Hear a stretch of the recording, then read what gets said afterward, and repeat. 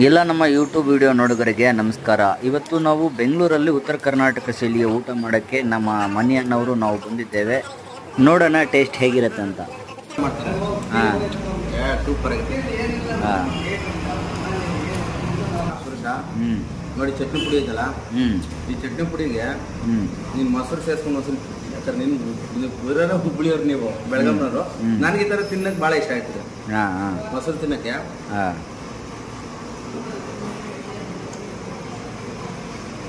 ನೋಡ್ರಿ ಹೆಂಗಿರ್ತದೆ ಅಂದರೆ ಟೇಸ್ಟೇ ಬೇರೆ ಇರ್ತದೆ.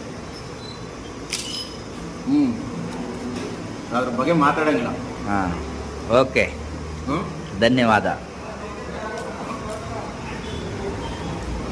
ಫೋಟೋ ಕಳಿಸಿದ್ವಿ ನೋಡೋಣ, ಗಾಡಿದು ಫೋಟೋ ಕಳಿಸಿದ್ವಿ ನೋಡೋಣ. ಹಾಂ